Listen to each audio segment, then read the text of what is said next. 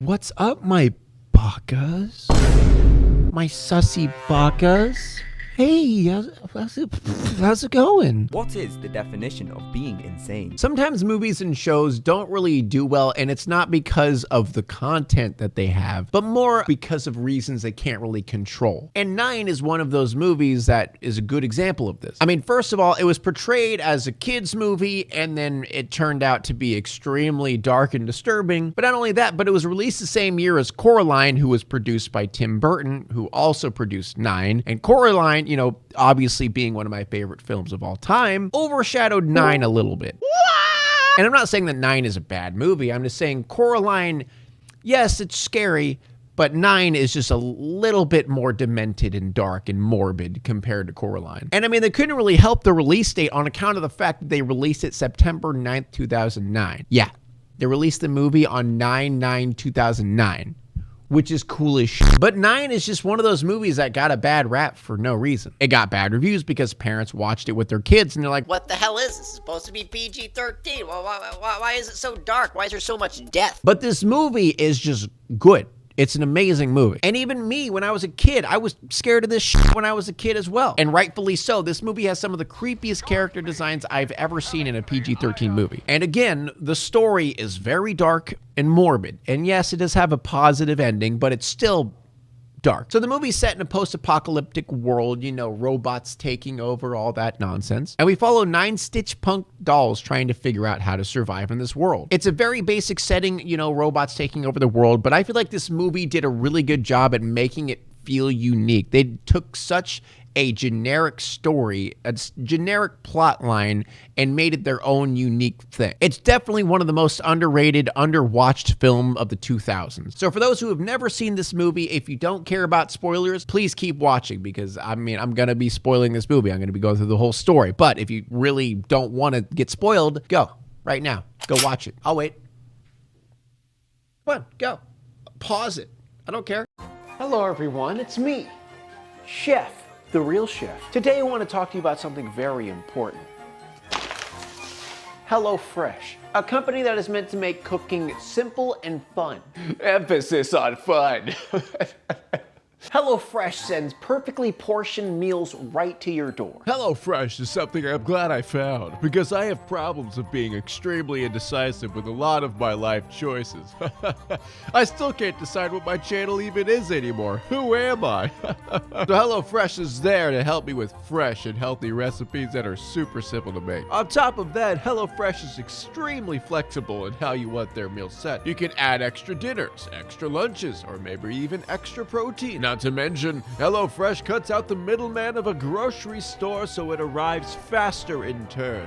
It's a lot more fresh. I wonder if that's why they're called HelloFresh. I mean, look at this meal I made right before your eyes. Yum, yum in my tum-tum. So go to HelloFresh.com and use code BIonicpig12 to get 12 free meals, including free shipping. Isn't that just fresh? So the whole movie is based around the perspective of 9, a doll that starts out in the movie not knowing where he is and seeing a dead old man on the floor. Oh, great. There's 3 minutes in this movie and we're already letting the bodies hit the floor, baby. What's happening? But 9 wakes up, sees like a metal emblem thingy, feels like it's important, takes it with them, opens the window. Holy shit, the world has collapsed. Everything's bad. And when he looks out the window, he notices another Stitch Punk doll down there and uh-oh, he can't speak. So 9 walks outside to go find that Stitch Punk guy. And oh, is that a dead mother holding her dead child? Why, dude? Like, let's just put in the most depressing possible thing within the first 5 minutes. A dead mother holding her dead baby. Let's do it. Let's do it. And he walks out and finds 2, who honestly is probably one of my favorite Stitch doll characters in the movie, which is kind of sad because of what happens to him. And 2, you could already tell, like, he kind of gets what's going on. Like, he kind of knows his shit. Not only that, but he kind of is like a fixer-upper type of guy. He takes, you know, a vocal box out of a dead doll's baby's chest. Yeah, you got it. You got to add the dead baby doll, don't you? You just have to throw it in there. But anyway, he fixed Nine's vocal cords, who is voiced by Elijah Wood, by the way. And something I want to mention about the very beginning of this movie is they did a very good job at world building. I feel like it kind of reminds me of BioShock Infinite in a way, where the story isn't really fed to you on a silver platter. It's not really like, Hey, this is what happened. I mean, eventually they kind of tell you what happened, but in the beginning, you could kind of, piece together what's going on. You see posters around about rebelling and rising against, whatever power they were facing, which I'm sure at that time was probably some sort of corrupt government. And then it turned into a war of the machines because you see machines just destroyed everywhere and parts just all over the place. So you could kind of piece together like something went wrong. I guess you could kind of tell by the entire world being destroyed. That too. So right after he meets Two kind of already knows who Nine is, and not only that, but he kind of knows what that little trinket thing is as well. But the guy who knows everything instantly gets yoinked by a cat bone daddy demon. What the hell is that? What? Dear God. And it's starting to look like this little trinket thing that Nine grabbed is pretty important because this cat demon creature yoinked it as well. But Two gets taken away, Nine collapses, and then he wakes up in an area with a bunch of Stitch punks. The first one he meets is Five, who is voiced by John C. Reilly. It's all right. I'm not going to hurt you. You're not going to hurt him? Well, what is he supposed to feel? Like he wakes up, there's a bunch of knives in front of him, and you come at him with freaking scissors? Oh, not going to hurt you, buddy. Me going at you with them scissors? Yeah, I wasn't going to hurt you. Stop the cap. So Five is kind of the cool one, and then we meet One. And One's kind of, what's the word? He's kind of a bitch. Like literally everything that happens, like he's so focused on being a scaredy cat and like hiding and not like doing anything to make things better. He's all about like, no, we got to stay in here. We got to have everything safe inside. It's like that episode of SpongeBob with the tissue, the penny and the chip. That's basically what One is. And then we have Eight, who's just a giant brute. Like he doesn't really ever talk. He just moans. And then One tells Nine a little backstory about what happened in the past. And he tells him of a big war between man and machine. Oh yeah, and more people die. Isn't that just a peach? Just another dead corpse on the ground. It looks like a dead soldier. Just give me some more dead bodies. I want to see more. And he tells him that the machines released a gas that basically just killed all humans. And that cat creature demon that, snatched up Two is basically what's left of the robots. I don't really necessarily know if you'd call a skull of a cat and robot parts just a pure robot, but yeah, whatever that thing is. And One is pretty quick to give up on Two. Like he already marks down his number. He's like, yeah, Two's gone. Sorry. Nope. And not only that, but Two, and it looks like others have been killed as well, or so we think. So then Nine's like, yo, why is One such a bitch? And Five's like, I don't know. Like, I don't even know why I listen to that guy. And then they end up saying, you know what? Screw that guy. We're going to go to that power plant area and figure out where they took Two. So they start walking toward it, and already we could see that literally the entire land is just laid out as a war zone. There's like traps like with trip wires and everything. Not really sure how that would do much to a robot, but there's still a bunch of traps out there. There's a lot of like classic war zone stuff, So this part right here, you could see a white flag. So obviously it seems like the humans tried to surrender and they tried to say, hey, maybe we could talk this out, robots. Maybe we can like have a conversation, but apparently the robots weren't having. So that's pretty sad. So they start walking through this factory, and automatically we could kind of tell that, oh, this is probably where like the robots like central station is. I mean, first of all, by the giant wasteland surrounding it, but also as you walk through it, those are the same like missiles that released the gas that killed a bunch of humans, and there's just rows and rows of them. So there's obviously some kind of central source of robots. They find Two, and oh man, he's dead. Oh, no, he's good. He's fine, thank God. That would be really sad if he died, wouldn't it? So it looks like this cat creature demon was about to put this little trinket into this thingy. But before he did that, he notices all the other Stitch punks and starts chasing after him. And then he gets his head completely yoinked off by the love interest of the movie. Yes, somehow in a movie with little dolls, Stitch punk type things, they have a little bit of a love interest, sort of. They just kind of flirt throughout the movie. This is Seven, who's kind of just like a badass girl who slices and dices up everybody. And the thing is, Seven was thought to be dead. So does that mean everyone else might still be alive? Maybe. So after they kill this demon cat, Nine gets the good idea, hey, You know that thing that the cat was about to put the little trinket on? What if I put it on there? You know, the demon cat dog creature that was going to do that and his sole goal was to kill us. Maybe I should do that too. Let's see what happens when he puts that trinket into that little hole. We don't know what it is.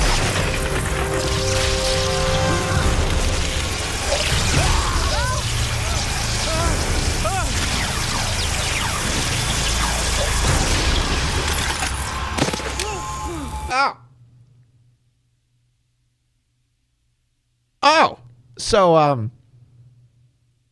So he's dead. Two is now officially dead. Before he wasn't, now he's dead. This is like bringing back PTSD when I was a child. This was like the point of the movie where the movie turned into creepy to just disturbing, because this part messed with me as a child because I was a young boy. You see the life getting sucked out of a doll. Like, I mean, obviously it's just a doll, but when you're a kid, you're like, this is a person, this is a thing. And it looks like 9 activated a gigantic super brain robot that can make other robots. Good job, 9. Great work. So they all end up making it out alive, you know, obviously except 2. And this giant brain machine starts creating more machines in order to go after him, because apparently this machine can't leave his position, and the entire factory starts working again. So it kind of looks like somehow the humans sort of won. They at least shut down this machine that apparently was terrorizing all of humanity, and now he's back in business. So that's good. So then we meet 3 and 4, who don't actually talk. They just kind of like observe and learn. They're kind of like the brainiacs of the situation. So then we get to see a little history tape reel. But looks like Russian government taking control of this super brain machine that creates other machines to make war machines. And obviously, as we could see by how the world is now, the machine kind of took on its own thought process, and it kind of backfired on the Russians and the entire world. So 9 shows him the emblem, that little trinket that he put in the machine. And apparently one of the Stitch Punks, 6, draws that little image all the time. So they go back to C1 to, you know, ask 6 about what's going on. So 9 goes back to 1. Naturally, 1's being a little bitch, and then 9 calls 1 a coward. And oh, look, a pterodactyl robot. Isn't that great? Oh, not only a pterodactyl robot, but a pterodactyl robot with a harpoon. Now that's some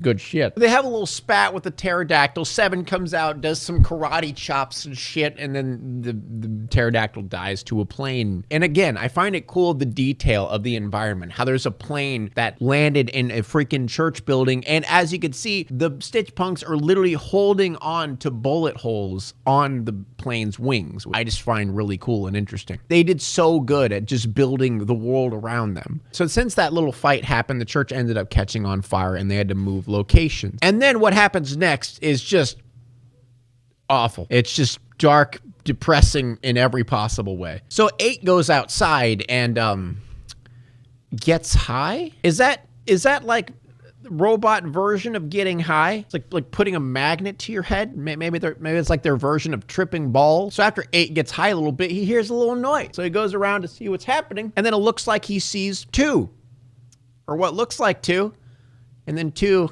ends up hypnotizing him. You guys starting to see what's about to happen? So what's happening now is the machine brain robot uses 2's dead body as bait on the end of this terrifying snake creature.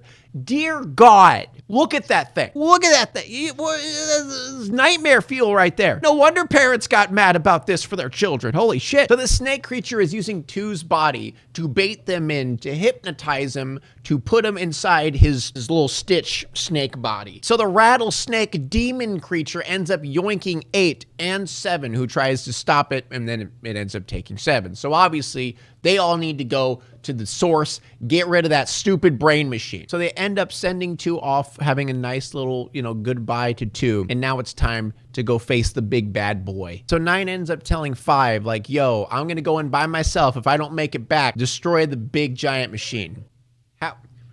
How are they expecting to do that? Like, you're putting a little bit much on 9, you know? Like, well, what do you mean destroy this machine? This thing is enormous. It's the size of a building, dude. So 9 gets in there and it looks like 8's soul is getting sucked out of his body. Isn't that just nice? So 9 ends up saving 7 by absolutely massacring that demon snake creature. And it looks like 5's idea to destroy this gigantic machine is to throw a barrel of oil in there and light it on fire. So as 9 and 7 are trying to get out, it looks like 5 and the gang accidentally, caught the attention of one of these siren balloons. It's like Siren Head in balloon form. And as these robot spider creatures walk over 8's dead body, they're trying to get out before, they toss the barrel down and try to destroy the machine. And apparently that one barrel was so goddamn powerful, it absolutely annihilated the entire factory. I don't know if the factory just had a bunch of oil laying around. I mean, I guess it makes sense because they're all machines, so that maybe they all require oil. And it is like a